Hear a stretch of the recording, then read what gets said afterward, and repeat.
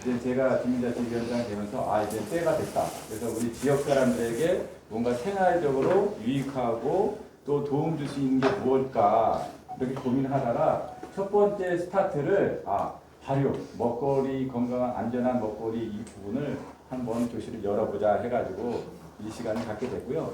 제가 가장 자세하게 유튜브 김성래 국장님이 저한테 그 공생농법 이렇게 밴드에 한번 초청을 했어요. 그래서 제가 배워봤는데 전국 각지에서 이 발효나 공생농법, 땅을 살리는 운동, 먹거리 살리는 운동에 대해서 정말 열심히 있는 사람들이 많더라고요. 생명운동을. 그래서 그걸 보다가 오늘 이 김용현 선생님을 이렇게 인연이 잡고 그래서 여러분들에게 이런 좋은 시간을 마련해야겠다 이런 생각을 해서 이 자리까지 왔고요.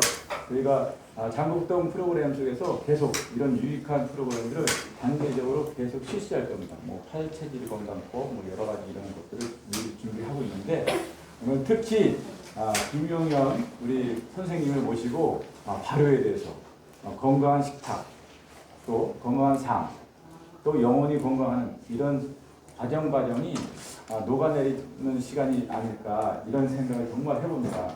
제가 이렇게 듣기로는 우리 혈관의 길이가 몇 킬로 될 것 같아요? 네?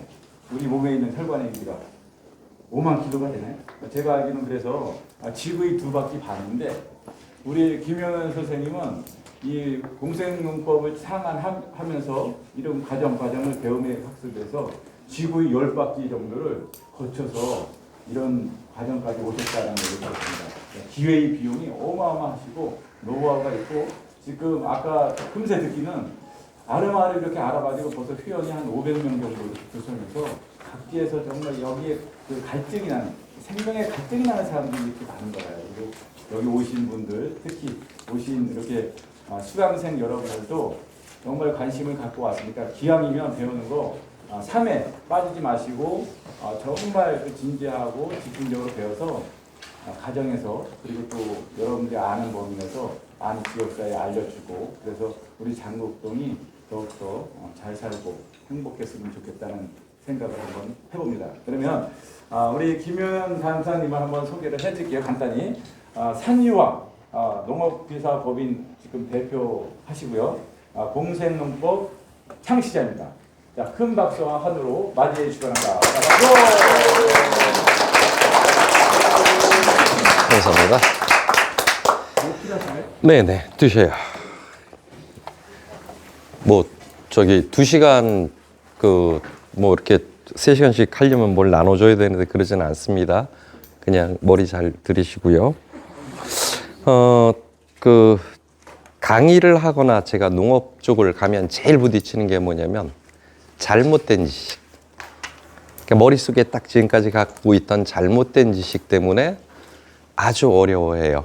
그리고 그것을 변경하거나 자연으로 돌아오는 것에 대한 것 때문에 아주 힘든 일들을 해요. 여기 발효를 이제 어쨌든 강의 자체는 발효로 되어 있는데 한 3시간 정도에 3번 정도에 나눠서 발효의 개념이나 이런 것들도 말씀드릴 거고 그 다음에 과연 어떤 게 안전한 먹거리인가, 뭘 먹어야 될 것인가 이런 거에 대한 얘기들도 기본적으로 할 거예요. 매실로 갖고 발효를 한다면 어떻게 합니까? 네, 다들 얼추 해봤죠? 자, 그냥 매실을 깨끗이 씻죠. 그죠? 그래서 채반에 얼쳐놓고 약간 물기 빠지라 그래요. 그 다음에 매실의 양과 동일한 설탕을 준비한 다음에 그 다음에 그걸 가지고 이런 유리병이나 거기다가 넣고 그 다음에 집에서 그냥 서늘한 곳이나 여기다가 보관을 해둬요. 물론 뚜껑을 닫아놓고. 자, 이게 여러분들이 알고 있는 발효에 대한 지식이에요. 근데 그거는 정말 완벽하게 잘못된 지식이에요. 정말 완벽하게. 발효라고 하는 것은 뭐냐면 물질을 이렇게 어떤 큰 물질들을 나눠내는 기술 중에 하나예요. 우리가 음식을 먹으면 그 물질들을 장 속에서 분해해서 물질을 나누고 그 나눠진 물질을 우리가 흡수를 하는 게 기본적으로. 그래서 여러 가지 그 물질을 분해하는 방법 중에 하나로 쓰이는 게 발효인데 이 발효에서는 뭘 사용하냐면 미생물을 써요. 미생물은 생명체이기 때문에 호흡을 합니다. 그런데 발효통을 닫아 놓으라 그래요.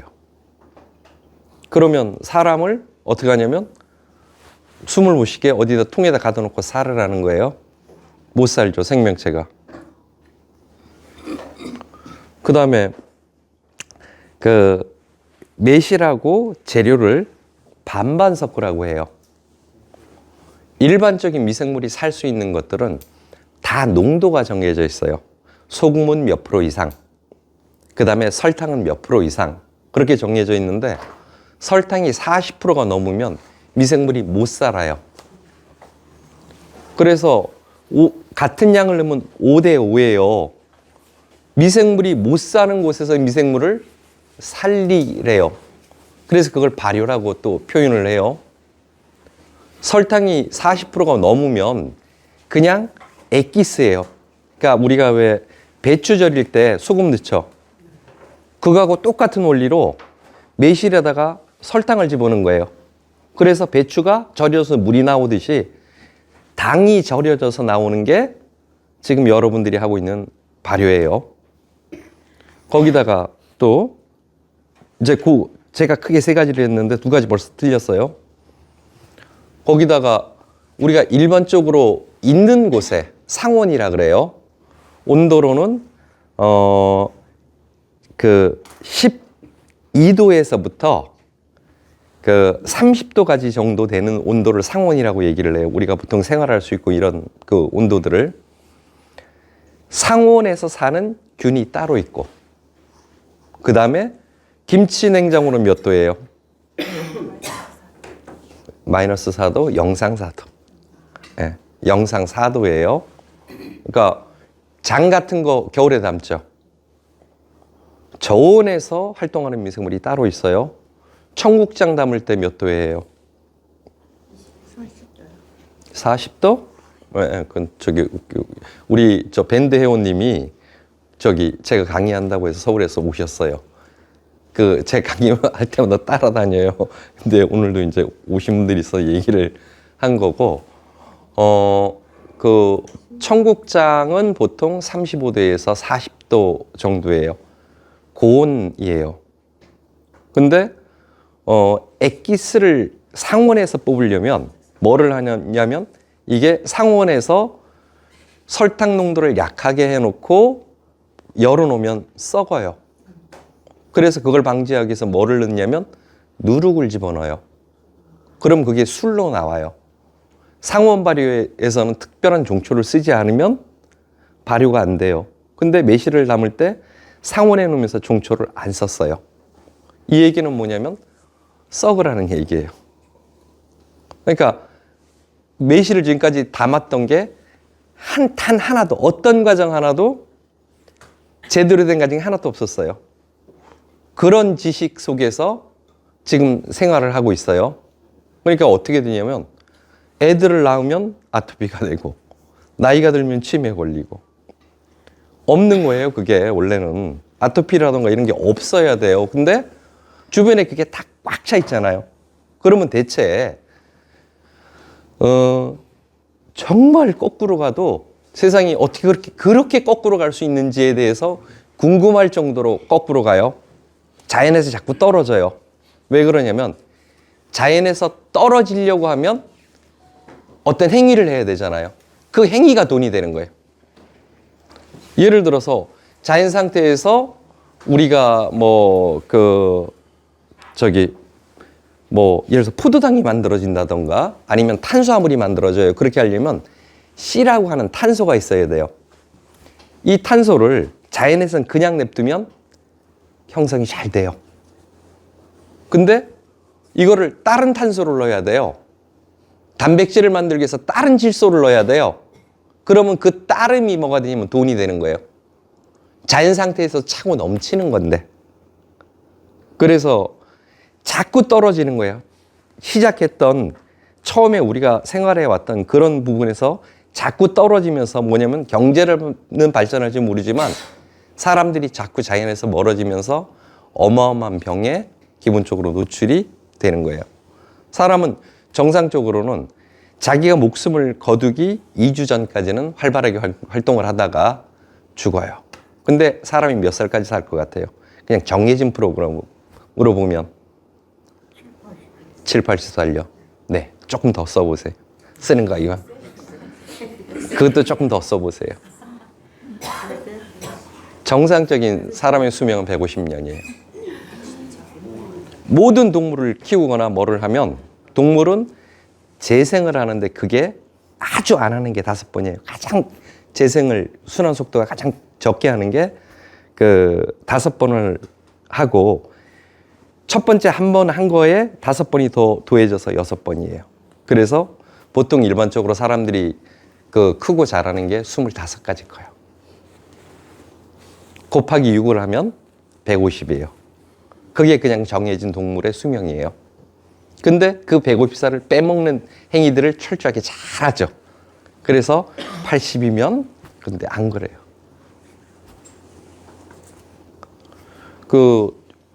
이제 혈압 고혈압이 얼마가 고혈압이에요? 140 이상. 조금 더 써보실 분. 네? 150. 10밖에 안 써요? 조금 더 쓰라 그랬는데 정말 조금밖에 안 썼네요.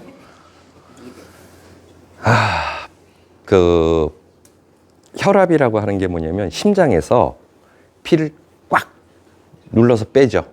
그러면 그게 몸을 통과할 때 혈관이라는 작은 그 관을 통해서 이동을 해요. 어릴 때는 그 간이 부드러워요.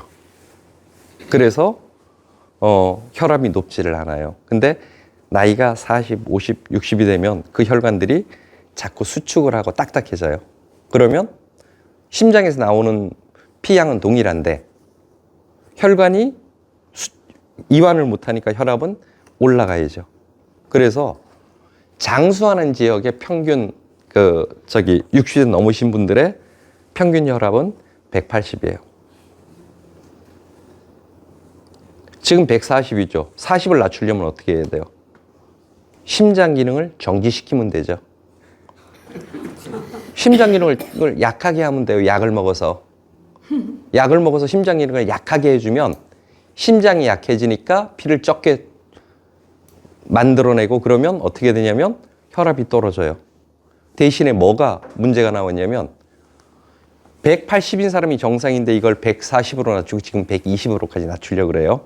그렇게 되면 혈액에서 필요한 영양분과 산소를 공급해야 되는데 그게 점점 사라지는 거예요. 그러면 어떻게 돼요? 산소 공급 안 되고 죽어야죠. 빨리. 그래서 그게 점점 줄어드는 거예요. 평균 연령이 지금 쭉 늘어나요. 평균 연령 늘어나니까 기대하죠. 잘 살 거다. 나도 지금 뭐 100세 시대 막 이러니까 잘 살 거다 그러죠. 활동하는 나이는 옛날하고 비슷해요.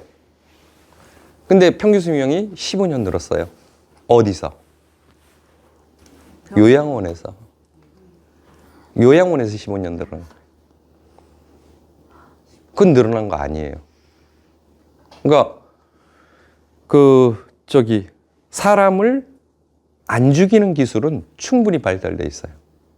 약 넣고 영양제 넣고 심장 멈추려고 그러면 인위적인 박동 주고 그러면 안 죽어요. 우리나라 굉장히 유명한 무신이 안 죽고 계시잖아요. 지금도 병원에서. 안 죽일 수 있어요. 그냥 끌어가는 거예요. 그게 15년이 늘어난 거예요.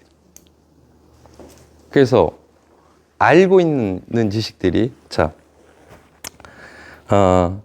처음에 제가 여기 강의를 한 건 안전목걸이에 대한 걸로 좀 알고 있었어요. 근데 오늘 딱 들어오니까 발효 이렇게 붙어 있는데 발효도 분명히 제 강의 3시간 듣고 나시면 아주 좋은 발효에 대한 얘기들을 기본적으로 이제 가져가실 거고 여건이 된다면 제가 시범을 보여드리거나 아니면 재료들을 갖고 와서 여기서 발효를 한번 여건을 좀 만든다면 직접 한번 해보기도 할 계획입니다. 된다면 조건이. 농산물이 우리가 안전한 먹거리라는 것에서 출발하는 게 농업이에요. 농업이 지금 뭐를 하고 있냐면 여러분은 안전한 먹거리라고 하면 농약 안 쓰는 거. 그죠? 비료 안 쓰는 거. 농약 비료를 안 쓴 물건이 어디 있는지 여기 와서 내가 정보 하나만 얻어가면 돼. 이게 안전 먹거리에 대한 그 생각들이에요. 근데 불행하지만 대한민국의 안전 먹거리는 거의 없어요. 그게 또한 사실이에요. 왜냐하면 농약과 비료를 안 쓰면 농사가 안 돼요. 왜 농사가 안 되냐면 우리나라엔 토종종자라는 옛날부터 이어 내려오던 종자가 있어요. 그 청주 청원군에 가면 소롤이라는 마을이 있는데 거기 가면 그 세계 최초의 벽시가 있어요. 15,000년 전에 우리나라 사람들이 거기서 농사를 지으면서 집단 생활을 하면서 남겼던 그 흔적들이에요. 15,000년에서 그 토종종자가 계속 이어져 내려왔어요. 그러다가 그 40년, 50년 전부터 토종종자가 사라져요. 그러고 종자끼리 서로 교배를 하거나 종자에다 먼 짓거리를 해서 새로운 종자를 만들어내고 얘는 수확도 굉장히 많고 돈이 된다고 떠들어요. 거기에 다 귀가 멀어서 어떻게 됐냐면 지금 재배하는 종자들은 우리 토종종자가 아니에요. 토종종자가 아니면 어떻게 해야 되냐면요. 그 종자가 살려면 농약과 비료를 안 치면 못 살아요. 수확을 전혀 못 해요. 요즘 이제 깍두기 담고이를 철이죠. 깍두기 남아놓으면 깍두기가 아삭아삭합니까? 안 합니까? 해죠. 한 것도 있고 안 한 것도 있어요. 무가 재배되는데 며칠 걸릴까요? 씨를 뿌려서 무가 식탁에 오르는데 며칠 걸릴까요? 예? 90일. 한 달. 자, 더 낮춰볼까요? 25일 걸려요. 씨를 뿌리고 25일이면 무가 먹을 수 있어요. 그래서 배추 가격 같은 게 뚝 떨어졌다고 어떻게 돼요? 금방 회복하죠. 정상적인 배추가 무가 며칠 만에 만들어질 것 같아요? 40일짜리도 있고 60일짜리도. 예, 더 써보세요. 더 써보자고요. 90일 더 써봐요. 더 써요. 150일. 우리나라 전통 무배추는 생산하는데 150이 걸리는 아이예요. 150일이 걸려야지 뭐가 되냐면 농약과 비료를 하나도 안 쓰고도 걔들이 버티는 원종이에요. 그런데 지금 25일 만에 만들어내요. 그러려면 뭐를 해야 돼요? 농약 비료가 아니고 그 식물이 자라는데 유전적으로 필요한 요소들을 하나도 안 갖고 있으면 돼요. 그냥 무늬만 무배추면 돼요. 무늬만 무배추를 가지고 김장을 담는데 어떻게 맛이 나요? 그 맛이 불가능하죠. 여러분의 요리 솜씨가 없어진 게 아니고 불가능한 거예요. 자, 어렸을 때 집에 딱 와서 쌀밥에다가 간장 넣어갖고 참기름 딱 좀 집어넣고 비벼 먹으면 그렇게 맛있었어요. 지금 쌀밥에다가 간장 넣고 참기름 딱 쳐갖고 집에 옆에 있는 게를 줘도 안 먹어요. 맛이 없어서. 그게 맛이 없어진 거예요. 왜냐면요, 쌀로 변했어요. 간장을 만드는 콩도 변했어요. 참기름을 짜는 깨도 바뀌었어요. 그래서 맛을 못 내요. 뭔 노력을 해도요. 그래서 제가 오늘 오면서 뭘 조금 갖고 왔어요. 그 자연에서 얻은 그 식물과 그 다음에 소금과 요게 있죠. 요걸 가지고 요렇게 돌아가시면서 뒤로 짜간짜간하면서 요거를 한 컵씩 조금 드시고 소금을 한 몇 알씩 드셔요. 그러면 소금의 맛이라던가 이런 소금 비료가 있습니다. 그래요. 가장 완벽한 비료가 소금입니다. 비료가 있고요. 소금이 어찌 만들어지냐면요. 더 드셔도 돼요. 한 잔을 채우실 수 있으면 채우세요. 저는 그걸 권해드려요. 왜냐면 먹을 수 있는 기회가 없을 건데 먹을 거면 드셔보세요. 그냥 그 소금을 먼저 입에 넣으시고 이걸로 다니까 그냥 드셔보세요. 그 세상이 정말 뒤로가 있어서 그거를 바로 잡으면 되는데 그걸 바로 잡을 수 있는 건 누구밖에 없냐면요. 소비자밖에 없어요. 소비자가 그걸 안 잡아주면 껐는데? 강의 중입니다.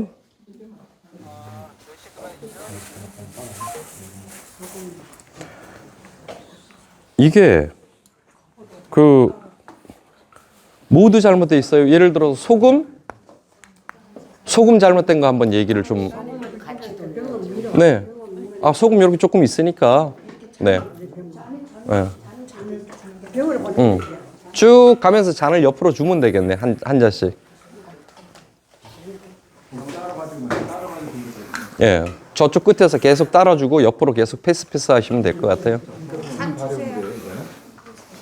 요거는 우리가 너무 흔히 보는 사과. 예.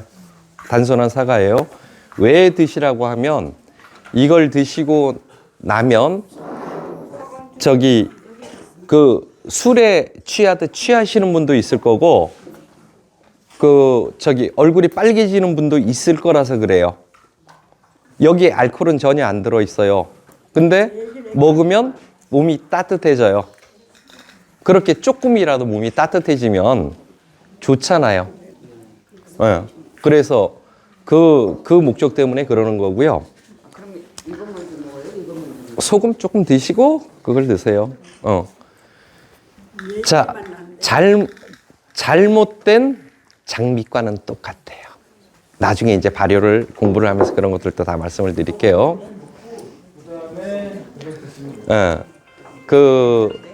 잘못된 지식이 들어오는데 그걸 잡을 수 있는 건 누구밖에 없냐면요.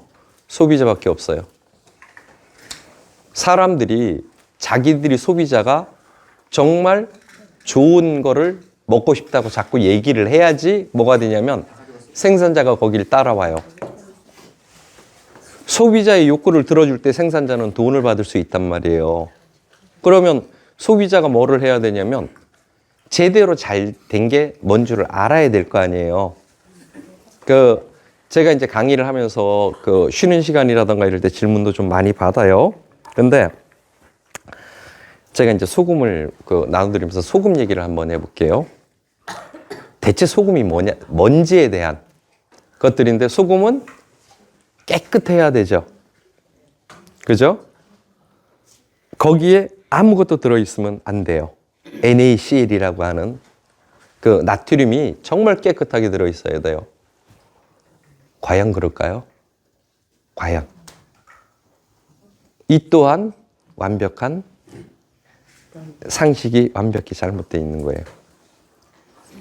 소금이 어떻게 태어났고 왜 필요하냐면요. 소금은 땅이 수십억 년 동안 지구가 만들어진 지가 46억 년이 됐고 생명체가 태어난 게 38억 년이 됐고 그 사이에 물이 뭐를 하고 있냐면 그 비로 오고 그 물은 뭐를 하냐면 흙을 녹여요. 흙을. 우리가 여름에 되면 비가 오면 흙탕물이 떠내려가고 그러죠. 흙을 녹였는데 그 흙이 그 시냇물을 타고 강물을 타고 흘러서 바다에 가요. 30억 년 동안 그것이 쌓이면 뭐가 되냐면 짠맛이 나요.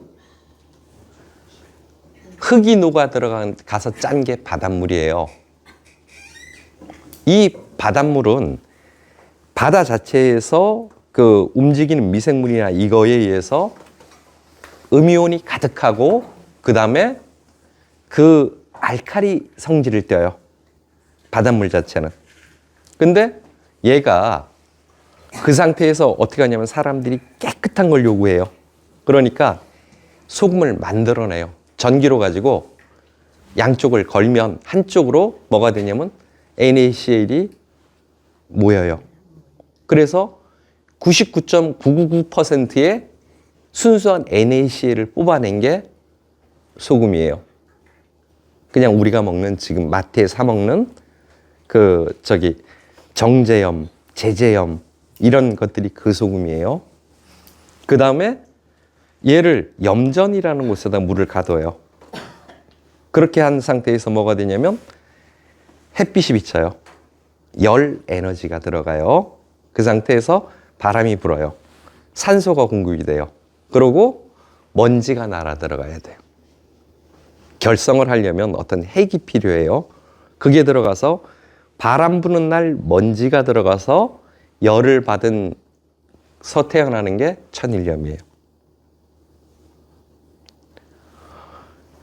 바다의 성분은 굉장히 다양한데 천일염으로 가면 다양한 성질을 다 못 안아요. 그래서 염화나트륨이 78% 정도 신한년 기준에서 그래요. 그것도 2, 3일염 기준이고 염을 하루에 체험하냐 이틀에 체험하냐에 따라서 NaCl의 양은 많이 바뀌어요. 그렇게 해서 그렇게 하고 이제 소금에는 11% 정도의 물이 있어요. 그 사이에 각 사이에 물이 들어있어요. 그래서 소금을 이렇게 쏟아도 물이 나오고 이렇게 쏟아도 물이 나오고 이렇게 쏟아도 서너 번을 뒤집어도 계속 물이 나와요. 그걸 간수라고 하는 아이고요. 그렇게 자연 상태에서 호수나 이런 데서 만들어진 소금이 뭐를 하는 거냐면 어떤 지각 변동이나 이런 거에 의해서 압축이 돼요. 꽉꽉 흙이 위로 쌓이고 이러면서. 그래서 얘가 돌이 돼요, 거의. 이걸 암염이라고 해요. 암염이 만들어질 때는 굉장히 열을 많이 받아요. 압력이 몇백 기압씩 압력을 받는 경우도 있고 그게 만들어지는 과정에서 또 어떻게 하냐면 물에 의해서 그 속에 있는 미네랄들이 떠내려가요. 그래서 일반적인 암염들은 99.7%의 염화나트륨이에요. 0.3% 정도의 미량 요소를 기본적으로 가지고 있어요. 그 다음에 이제 천일염을 가지고 불에 태우는 소금이 있어요. 죽염 같은 그런 종류들로 소금을 태워요. 그러면 용융소금이라고 해서 소금이 나와요. 굉장히 다양한 상표와 이걸 가지고 이제 소금들이 나와요. 그러면 소금은 흙이 물에 의해서 녹은 것인데 그걸 우리는 그냥 소금 이렇게 하고 한문을 쓰면 염류라 그래요. 염. 그 다음에 이걸 영어로 하면 미네랄이라 그래요. 미네랄, 소금, 염은 같은 말이에요. 그냥. 자, 우리가 미네랄을 먹기 위해서 굉장히 노력을 해요. 왜 그러냐면 인체에 구성되어 있는 미네랄이 바다하고 똑같아요. 조성이. 나트륨, 염소, 마그네슘, 칼륨, 칼슘, 황 이게 사람이 건강할 때에 구성되어 있는 미네랄의 총량과 바다의 총량의 성분 비율이 똑같아요. 그러면 소금은 어떤 걸 먹어야 되냐면 그 총량 비율과 가장 근접되어 있는 것. 어쨌든 가장 근접되어 있는 소금을 먹어야 돼요. 그래서 지금은 못 구하지만 소금 중에 가장 좋은 소금은 자염이라는 게 있어요. 뭐냐면 바닷물을 떠다가 끓여요. 바닷물에 있는 소금의 양이 3%예요. 3%. 1톤을 물 1톤을 떠다가 불을 떼요. 그러면 300g의 소금이 나와요. 1톤을 떼면 300g의 소금이 나와요. 옛날에는 불을 떼서라도 그 소금을 얻었어요. 그걸 자염이라고 해요. 근데 지금은 300g을 물을 떠오고 불을 떼고 그걸 갖다 주는 비용을 줄 사람이 없어요. 소금에. 그 소금이 소금으로서는 가장 좋은데 우리가 정제염이나 제제염을 먹게 되면 뭐가 되냐면 NaCl이라고 하는 NaCl이에요. 염화나트륨이라고 하죠. 소금을. 이거는 염소라는 거고요. 이거는 나트륨이라 그래요.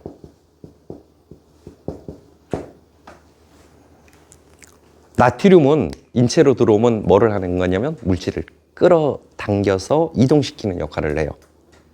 그래서 혈관 속에 나트륨이 있어야지 뭐냐면 간에서 물질을 빼서 혈관을 이동할 수 있어요.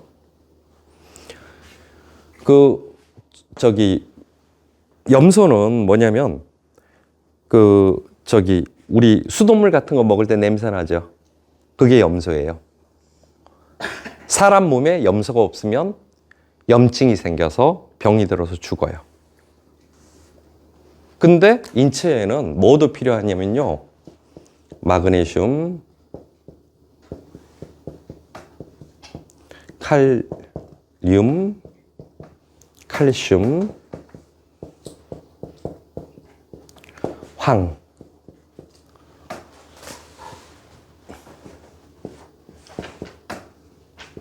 소금에는 6가지의 필수 요소 플러스 미량 요소라고 해갖고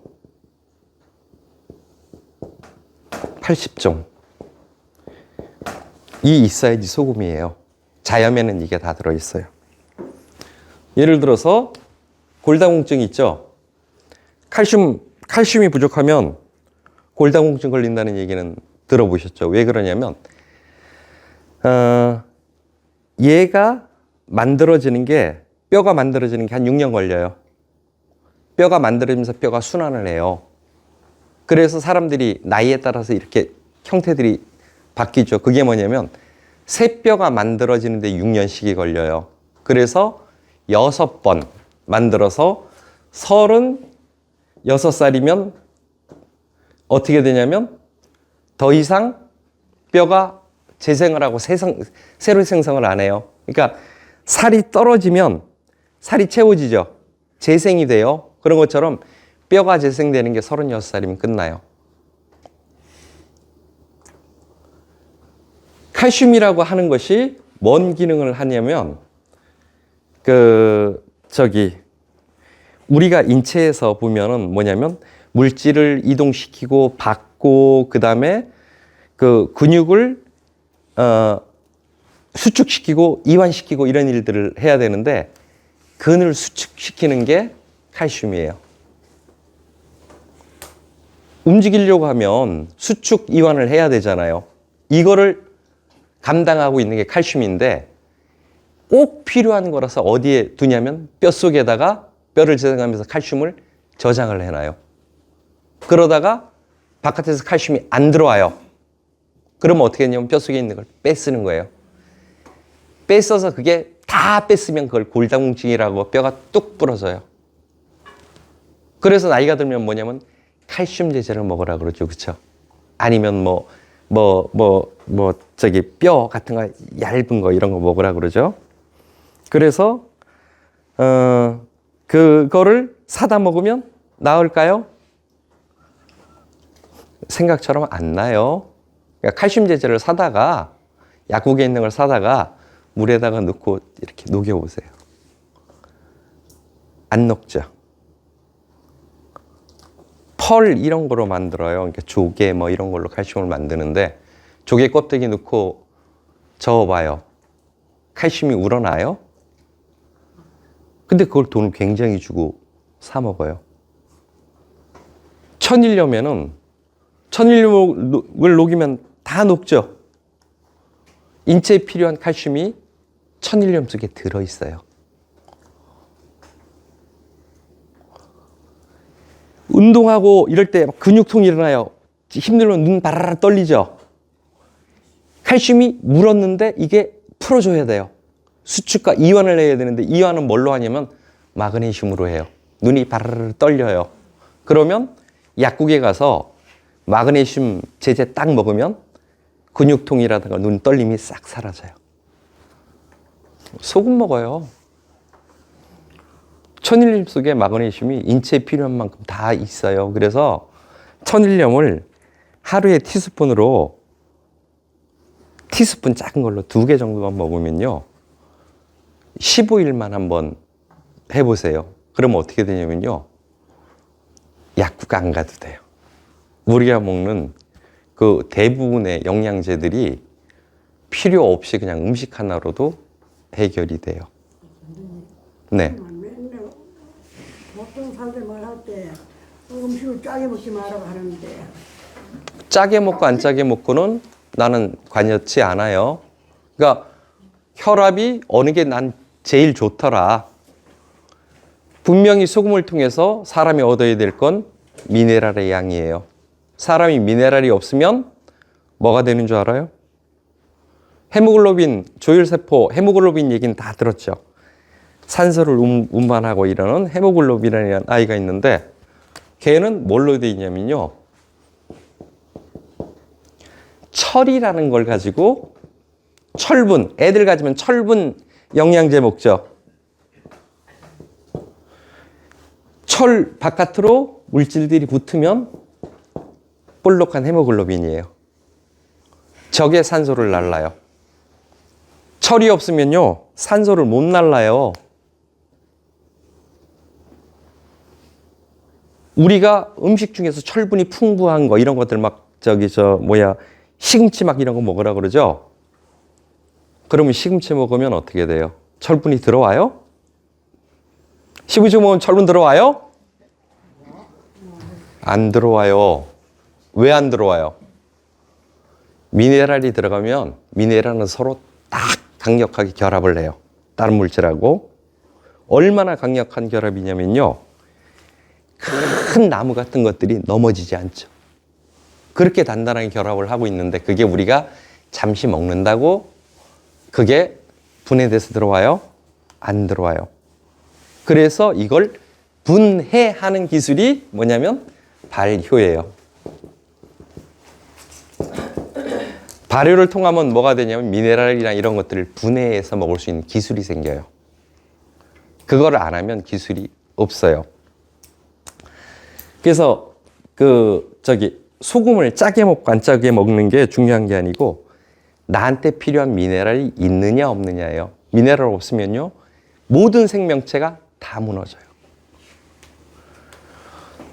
농사를 지을 때 비료를 써요.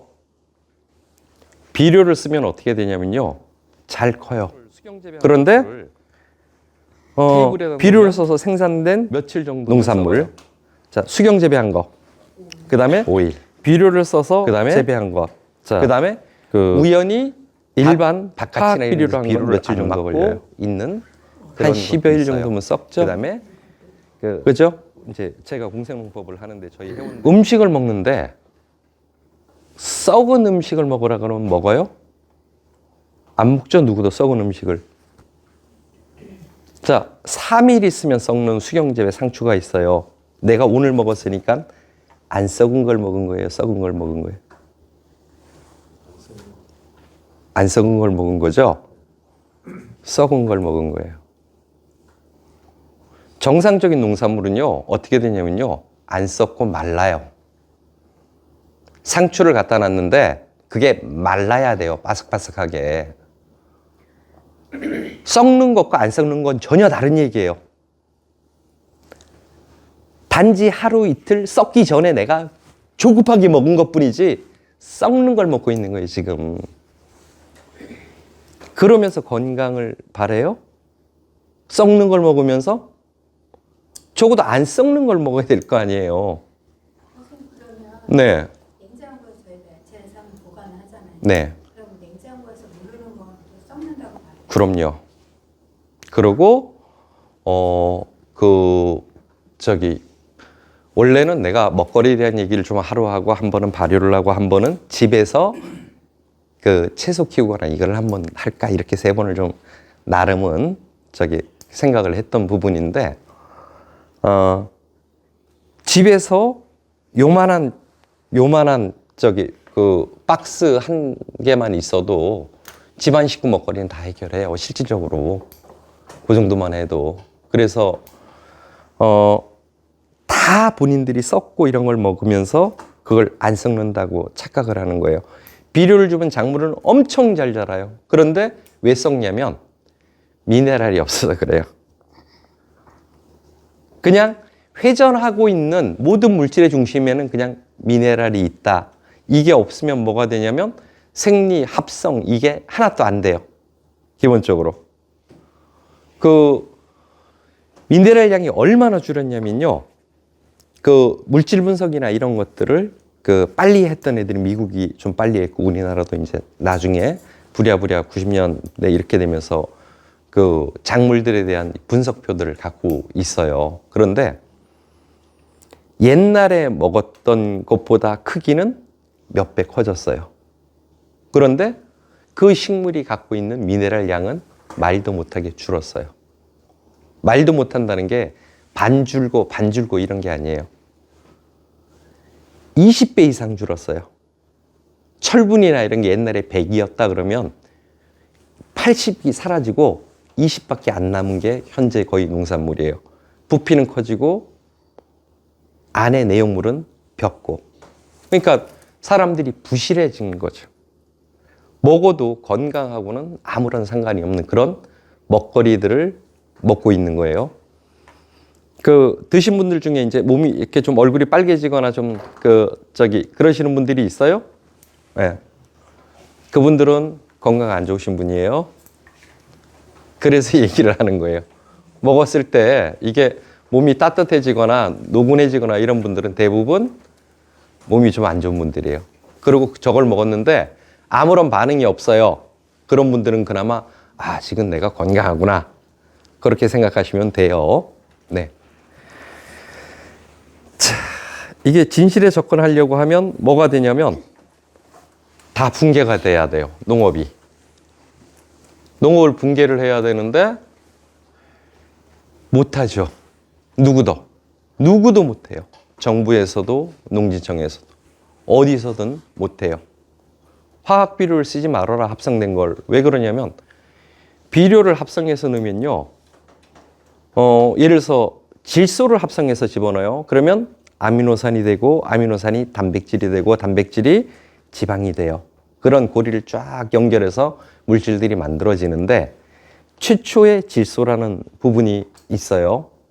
일반적으로는 공기 중에 80% 이상이 질소라서 대부분의 99점 몇 프로의 질소는 식물이 공기 중에서 흡수해서 질소를 만들어요. 그런데 나머지 2, 3%의 질소를 외부에서 공급하느냐에 따라서 뭐가 되냐면 공기 중에 질소는 무한정 많으니까 수확량이 엄청 증가를 해요. 그래서 이 질소를 기본적으로 만들어 놓는데 이 질소가 구조가 달라요. 합성해서 넣는 비료와 자연 상태에서 있는 질소에, 그러니까 우리 왜 콩과 식물이라고 해서 그 콩 뿌리에는 박테리아가 있고 걔들이 질소를 만들어낸다 이런 얘기 들었죠? 네. 걔들이 만든 질소와 화학 비료에서 만든 질소가 형태가 달라요. 그래서 물질을 두고 빛을 발사를 하면 어떻게 되냐면 같은 물질은 항상 같은 방향으로 튀어요. 스펙트럼이. 근데 같은 질소인데 합성된 질소는 방향이 전혀 다르게 튀어요. 동일 물질이 아니에요. 분자 구조상 핵의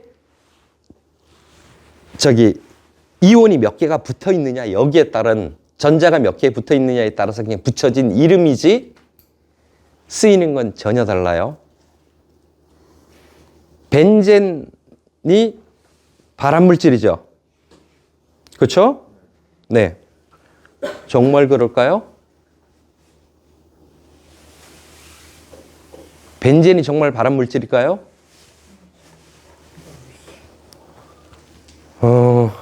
제가 이거를 할 때 유전자 학습론, 공진화, 동속 영양 체계 이런 거 쓰니까는 유식한 것 같죠? 아무것도 아니에요. 자, 지구에서 옛날에 공룡이 막 살았어요. 그리고 그전에는 또 다른 것들이 살았어요. 지금은 사람이 살고 있어요. 사람이 살 때 벤젠을 많이 먹어요. 뭘로 먹냐면 향 나는 거 있죠. 깻잎, 허브 다 벤젠이에요. 근데 공룡이 살 때도 벤젠이 있었어요. 그래서 그 공룡들이 죽고 사체를 모아서 나온 게 석유인데 석유 계열에 있는 벤젠을 먹으면 강력한 발암물질이에요. 벤젠인데. 근데 지금 깻잎이나 취나물이나 이런 거 먹으면 어떻게 돼요? 건강을 찾죠.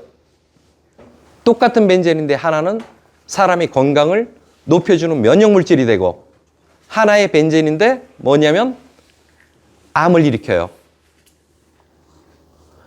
어떤 물질이라고 해서 그게 동일한 기능을 안 해요. 어느 시대의 물질이냐, 어떻게 합성을 했느냐에 따라서 몸을 고치고 면역력을 증가시키기도 하고 암을 일으키기도 해요. 그거를 가지고 뭐를 하는 거냐면 장사를 하는 거예요. 지금 농업이라고 하는 그 부분이요. 그래서 정말 온전한 먹거리 자체를 찾기 위해서 뭐를 해야 되냐면요. 다녀야 돼요. 제가 애가 둘입니다. 애가 둘인데 저는 이제 전 충주라고 시골에 살아요. 아침에 일찍 시골에서 차 끌고 상경해서 여기서 이제 그 강의를 하고 있는데 결혼을 하면서 애를 하나를 낳았어요. 걔가 지금 26이에요. 그 다음에 그 집사람이 뭐 공부하러 영국하고 호주하고 몇 년 갔다 오면서 애를 또 하나 낳았어요. 10년 후에. 얘가 16살이에요. 첫 번째 태어난 애는요. 아토피하고 굉장히 신체적 결함을 갖고 있어요. 겨울인데 옷도 못 입고 반바지 입고 다녀요.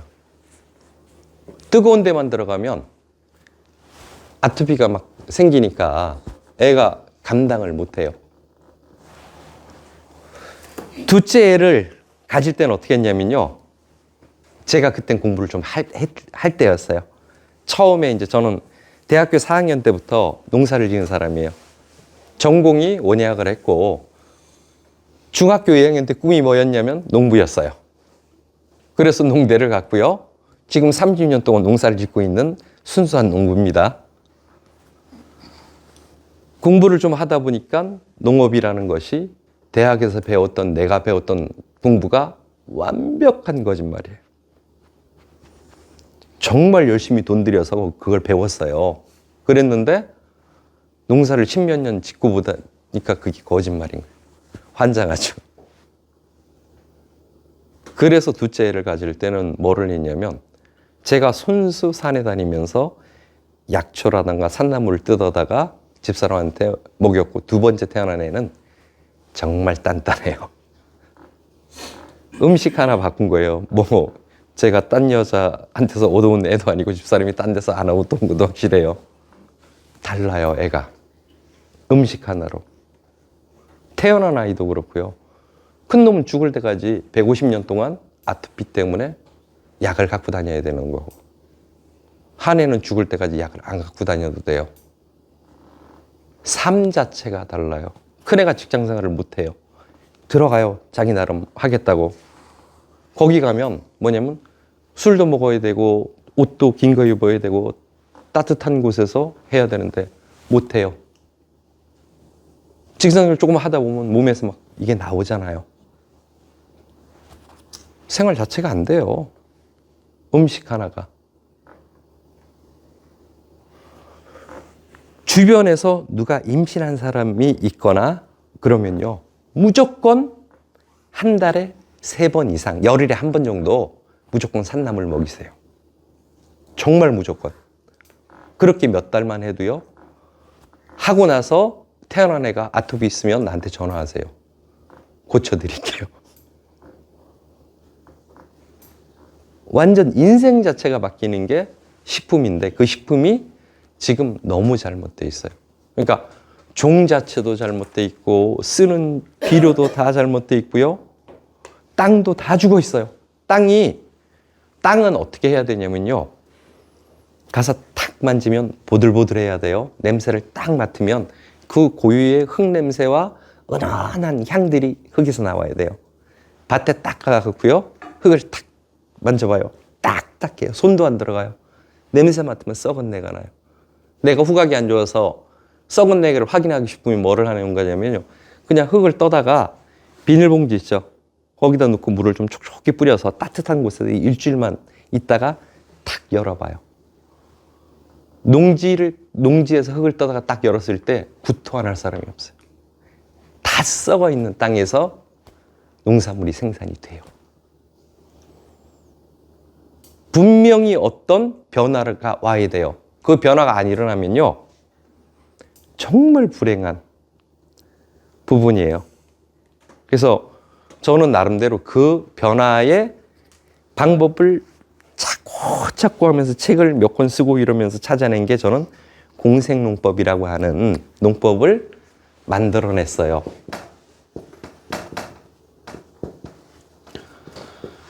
쉬는 시간에 부탁을 드립니다. 그 네이버 밴드에 들어가시면 공생농법이라고 있어요. 네이버 밴드에 가면 공생농법 치시면 밴드가 나와요. 그 밴드를 한번 클릭해 보세요. 그러면 제가 바깥으로 나와서 강의를 시작한 지가 4개월 됐어요. 아름아름 회원들이 지금 500명 됐어요. 여러분들도 밴드로 들어오셔서 먹거리라던가 이런 것들이 어떻게 이루어져야지 되는지에 대한 생각을 조금 해보세요. 그러면 분명히 기본적으로 길이 보여요. 시간이 얼마 안 남았으니까 한두 가지만 빨리 얘기를 하고 또 끌어갈게요.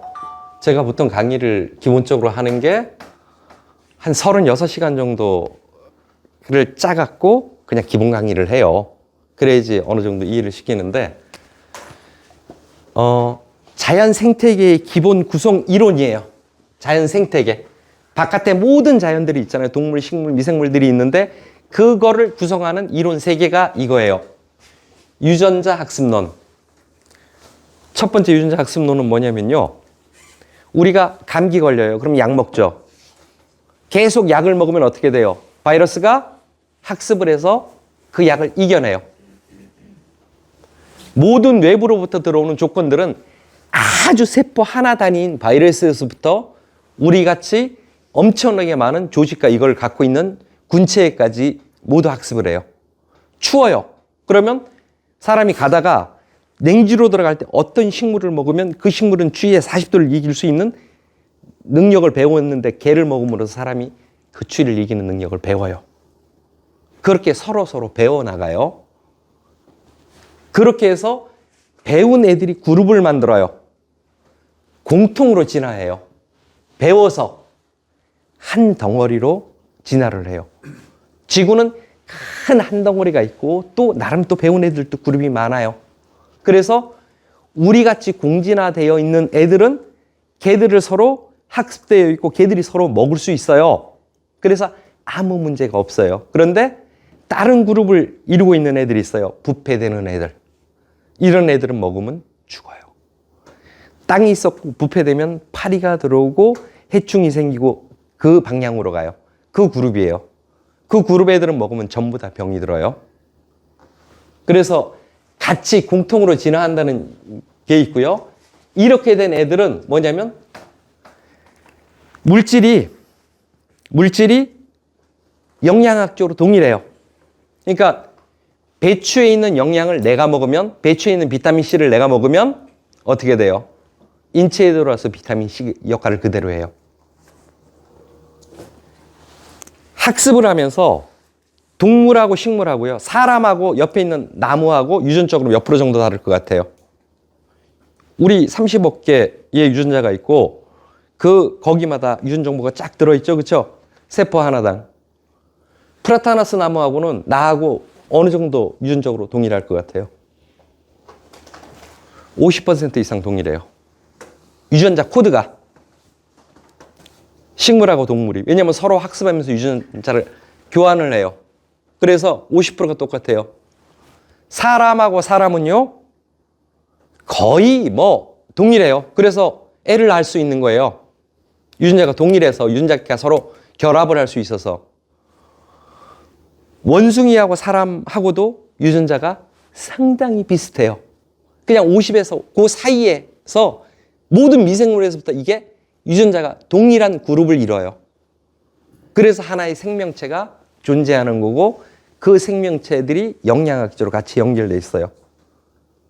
지금 비료나 이런 것들은 그 체계에서 없는 시스템이에요.